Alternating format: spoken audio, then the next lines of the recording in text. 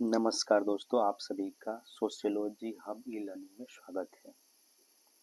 दोस्तों, आज हम जिस टॉपिक के बारे में डिस्कस करेंगे वो है मैक्स वेबर के बारे में। मैक्स वेबर एक जर्मन सोशल थिंकर थे। मैक्स वेबर एक जर्मन सोशल थिंकर थे।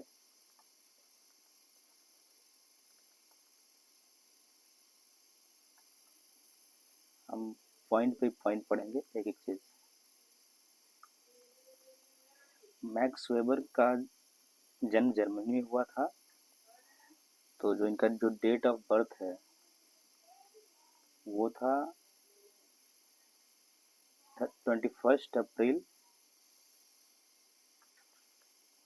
1864 और इनकी जो डेथ हुई थी वो हुई थी 14 जून 1920 को। दोस्तों, इनको फादर ऑफ पॉलिटिकल सोशियोलॉजी भी कहा जाता है। फादर ऑफ पॉलिटिकल सोशियोलॉजी, तो इनको फादर ऑफ पॉलिटिकल सोशियोलॉजी भी कहा जाता है। तो जैसा कि आप जानते हैं कि एक सोशल थिंकर थे, बहुत ही ग्रेट, जर्मनी के। तो हम सबसे पहले जानेंगे कि according to Max Weber sociology की जो डेफिनेशन थी वो क्या थी। Sociology,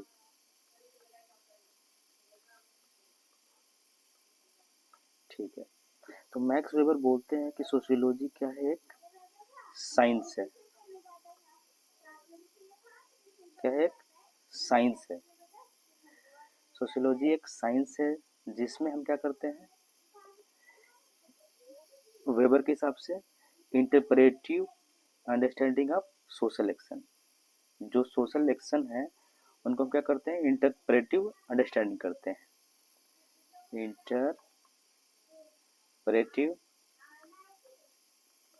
understanding of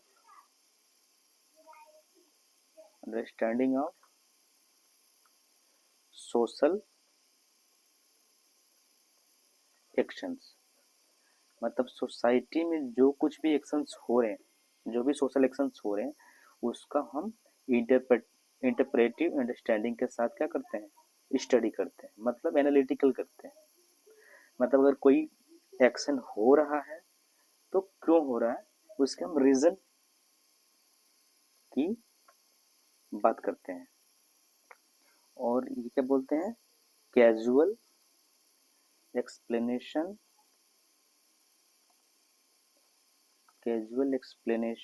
of its course and effect. मतलब जो सोसाइटी में एक सोशल एक्शन हो रहे हैं उसकी कैजुअल एक्सप्लेनेशन की बात करते हैं। मतलब रीजनेबल, तार्किक बात करते हैं कि मतलब अगर कोई एक्शन हो रहा है तो क्यों हो रहा है, उसकी बात करते हैं, रीजन की बात करते हैं ये। तो मैक्स वेबर के अनुसार जो डेफिनेशन है सोशियोलॉजी की वो ये है कि एक तो सोशियोलॉजी का एक साइंस के नजरिए से देखते हैं। Sociology is science in which interpretive understanding of social action carried out and casual explanation of its course and effect के बारे में हम क्या करते हैं, स्टडी करते हैं। ठीक है दोस्तों, अगर हम एग्जाम्पल की बात करें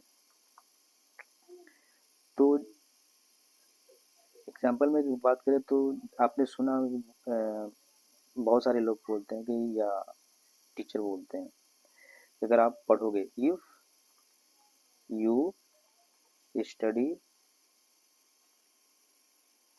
यू विल गेट मार्क्स, मतलब गुड मार्क्स इन एग्जाम। मतलब आप पढ़ोगे तो एग्जाम में आप अच्छा करोगे।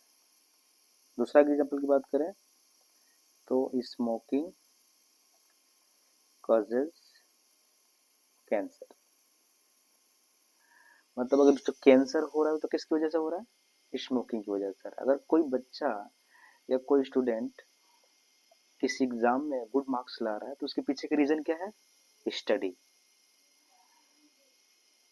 तो रिजल्ट और उसका जो कोर्स है, एक्शन है, इन दोनों की बात करते हैं। और इस नजरिए से जो मैक्स वेबर है सोशियोलॉजी को क्या करते हैं? डिफाइन करते हैं। और जो मैक्स वेबर है वो सिर्फ सोशल एक्शन की बात करते हैं, सोशल एक्शन की बात करते हैं, not about social behaviour.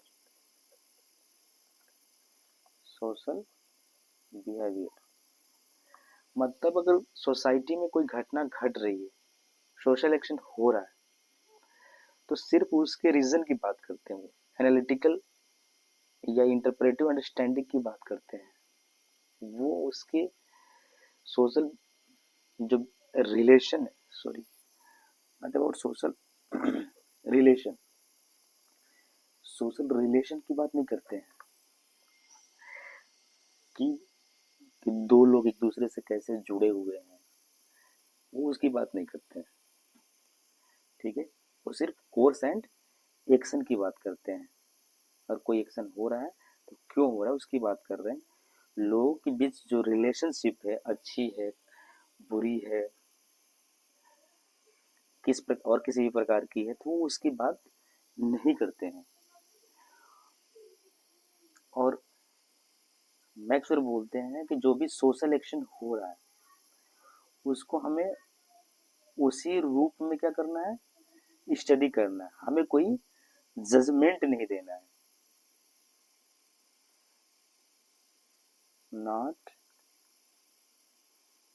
Give any judgement.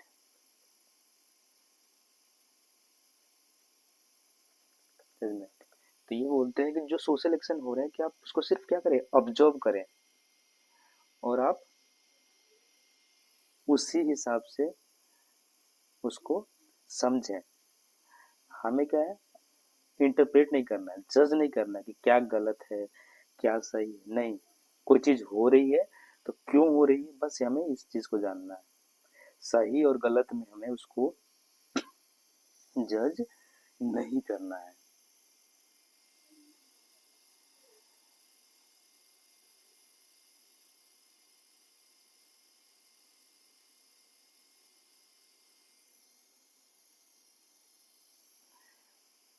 Next जो मैक्स वेबर है वो अथॉरिटी की बात करते हैं। समाज में जो सोसाइटी में है, उन्होंने बोला कि तीन तरह की जो अथॉरिटी है वो क्या करती है? रन करती है, काम करती है। इन्होंने जो पॉलिटिकल सोसाइटी है उसके बारे में इन्होंने ज़्यादा स्टडी किया है, इसलिए इनको, जैसे मैंने आपको बताया कि इनको पॉलिटिकल फादर ऑफ सोशियोलॉजी भी कहा जाता है। तो मैक्स वेबर के साथ जो अथॉरिटी की जो टाइप्स हैं कितनी है? तीन है। अथॉरिटी टाइप्स वो कितनी है? तीन है। पहली जो अथॉरिटी वो क्या है? करिज्मेटिक। पहली क्या है? करिज्मेटिक। करिज्मेटिक क्या है? ये बोल रहा है कि मतलब ऐसा, मतलब लीडरशिप की बात करता है। ये करिज्मेटिक जो टाइप है अथॉरिटी की, वो ऐसे लीडरशिप की बात करता है जो व्यक्ति अपने खुद के पर्सनल करिश्मा से क्या करता है? उस चीज को गेन करता है। क्या है? Gain by, gain by personal करिश्मा। मतलब अपने पर्सनल एफर्ट के बल पे जो कोई लीडरशिप को गेन करता है उसको क्या बोलते हैं, ये करिज्मेटिक अथॉरिटी बोलते हैं ये। ठीक है दोस्तों, और एग्जाम्पल की बात करें तो आप नरेंद्र जैसे अपने देश के जो प्रधानमंत्री पीएम है, ठीक है, पीएम नरेंद्र मोदी, इनकी जो करिज्मेटिक है, जो पर्सनल गेन है, जिससे इनका जो पूरा इंडिया में क्या है, एक अलग इमेज है, ठीक है, एक अलग ही लीडरशिप की पहचान है। ठीक है, पर्सनल है, पर्सनल लेवल पे भी उनका एक बहुत ही उम्दा क्या है, करिश्मा है। तो आप लीडरशिप की, तो ये किसमें आएगा, करिज्मेटिक अथॉरिटी में। जो सेकंड वो बोलते हैं, अथॉरिटी की बात करते हैं, वो क्या है, ट्रेडिशनल है। ट्रेडिशनल, ट्रेडिशनल जो लीडरशिप है वो कैसे गेंड होती है, गेंड बाई कस्टम्स, कस्टम्स के द्वारा, प्रैक्टिसेस के द्वारा,